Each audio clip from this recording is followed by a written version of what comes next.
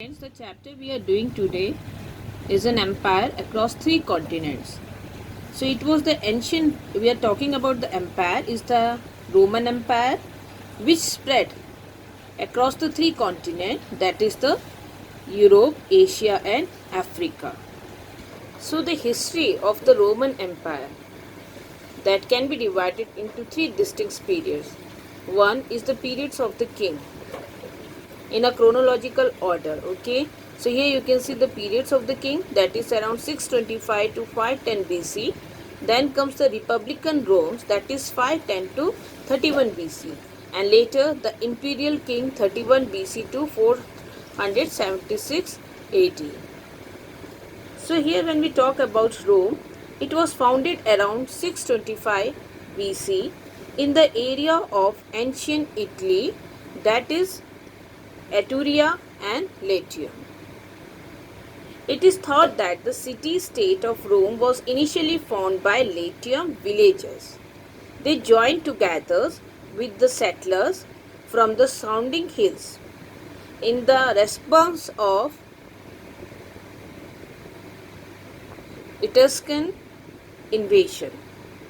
It is unclear whether they came together in defense or as a result of being brought under Etruscan rule. So archaeological evidences indicate that a great deal of change and unifications that took place around 600 BC, which likely led to the establishment of Rome as a true city. So the first period in Roman history is known as the period of king, and it lasted from Rome founding until 510 BC. So during this brief time, Rome led by no fewer than 6 kings, okay, they were advanced both in military and economically, with increased in physical boundaries and military power, and production and trades of good, including the oil lamps.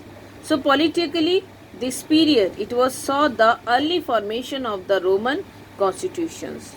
So the end of the period of the king came with the decline of its skin power and the split in Rome republican period.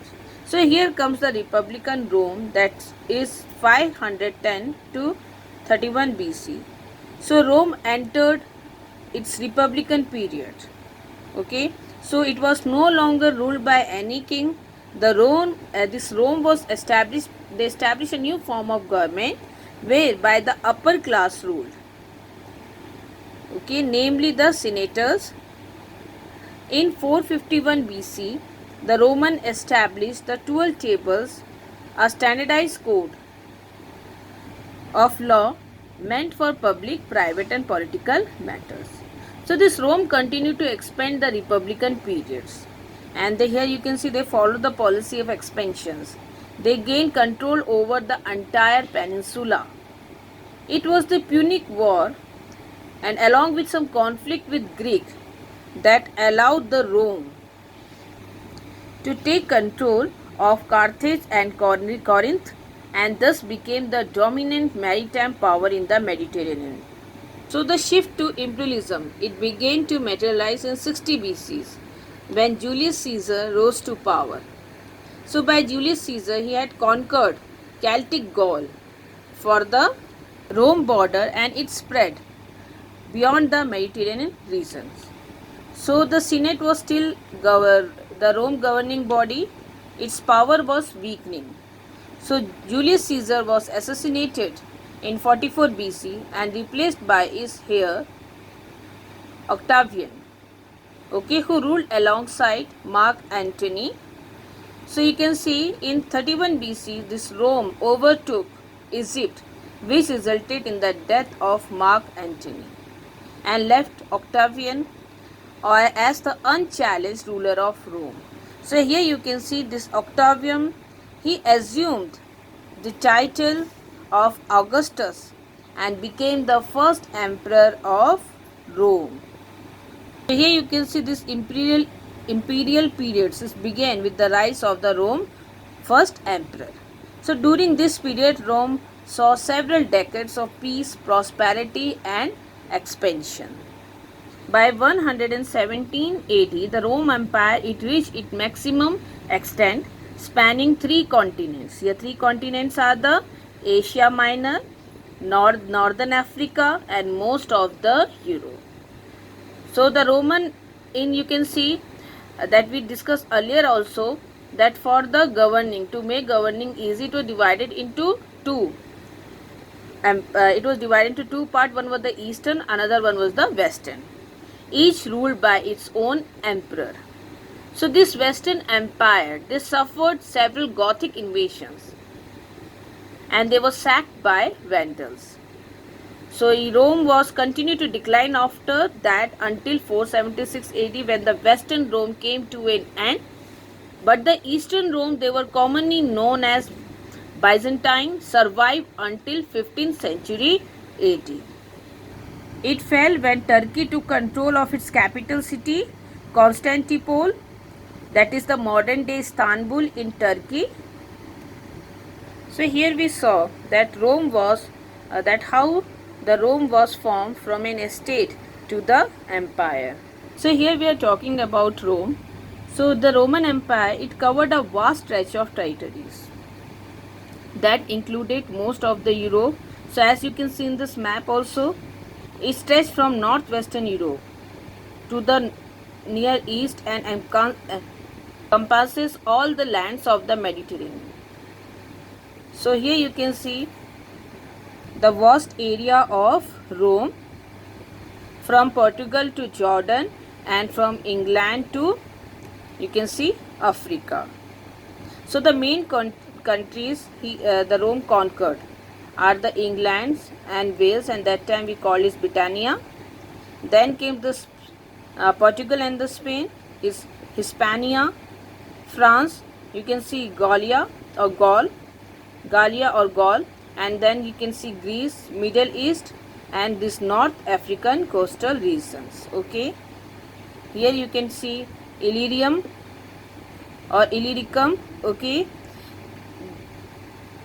present day Western Hungary, Eastern Austria, Northern Croatia, Northwestern Serbia, Northern Slovenia.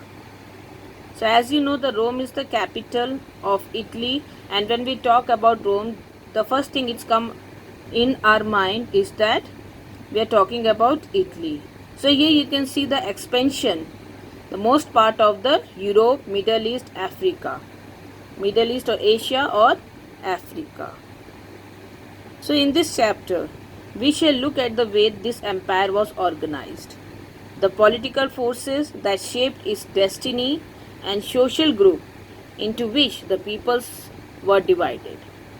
You will see the empire, which is included a wealth of local cultures and languages. The women had a strong legal position than they do in many countries today. But also much of the economy was run on a slave labor, denying freedom to large numbers. And you will see from the 5th century, the empire fell apart in the west, but remained intact as it's in same position and exceptionally prosperous in the eastern half. The Caliphate, which you will read in the next chapter, built on this prosperity and inherited its urban and religious tradition. So when we talk about the information, it is based on the sources. So Roman historians have a rich collection of sources to go on, which we can broadly divide it into three groups. As you can see, text, documents, and material remains. So when we talk about the textual sources, it includes histories of the period, okay, that was written by the contemporaries. Contemporaries, those belonging to the same time period, okay. These were usually called annals because the narratives was constructed as year by year basis. You can see letter, you can see speeches, sermons. Sermons are the speeches on a religious and moral subjects, law, and so on. And when we talk about the documentaries, sources, it includes first inscriptions, okay, and then you can see and papyrus. So inscriptions, they were usually cut on a stone on a large number, survive in both Greek and Latin. And when we talk about this papyrus, so was reed-like plant. So what are the reed? They are the tall plant like grass that grow in or near water. So the papyrus, they grow along the bank of river Nile in Egypt and was processed to produce a writing material. So they used it as a paper or a paper sheet, which were made by arranging two layers of papyrus, one atop the other at right angles. The layers are then pressed together, and the gum released by the breakdown of the plant's cellular structures act as a glue which bond the sheet together. So thousands of contract accounts, letters and official documents survived by the scholars who are called papyrologists. So when we talk about the material remains, it included a wide variety, or you can say collection of different items that mainly archaeologists discovered.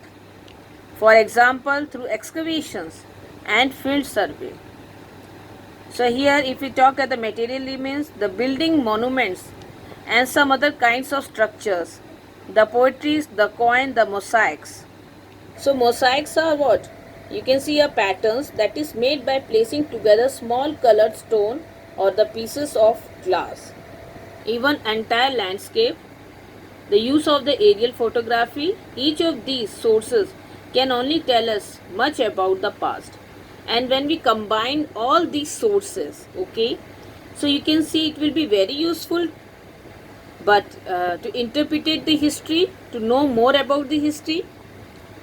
But here the more important is that how the historian they interrelate this, okay, evidences, whatever we are having the sources, it depends on the historian skills. So as we saw that the powerful Roman Empire ruled over Europe, North Africa, Middle East, Asia in the period between the birth of the Christ and the early part of the 7th century. Very important the time periods, okay. As far it is concerned about the ruling of these three continents, so the two empires that ruled between the birth of Christ and you can see 630 common era were the Rome and the Iran. So you can see the Roman and the Iranian were neighbors, separated by a strips of land that run along the river Euphrates. So they were rivals and they fought against each other, okay, for much of their history. So if you look at the map, the continent of Europe and Africa, they were separated. If it is the continent of Europe and continent of Africa, they were separated by a sea that stretched all the way, okay, from Spain in the west, you can see, to the Syria in the east. This sea is called the Mediterranean Sea. It was the heart of the Roman Empire. So Rome dominated all this Mediterranean and all the region around it, okay, either that from all the direction you can see it dominate. To the north you can see the boundary of the empire. If we talk about to the north, the boundary of the empire were formed by two great rivers, the Rhine, which is Germany, that create the northern boundary of the Rome, and the Danube. It originates in Germany and flows southeast, okay, southeast and drain into, you can see, Black Sea. And then you can see to the south the huge expansions or expanses of desert called the Sahara Desert in Africa. And when we talk about Iran, it controlled the whole area of the Caspian Sea, especially the south, okay, and down to the eastern Arabia and some large parts of the Afghanistan also.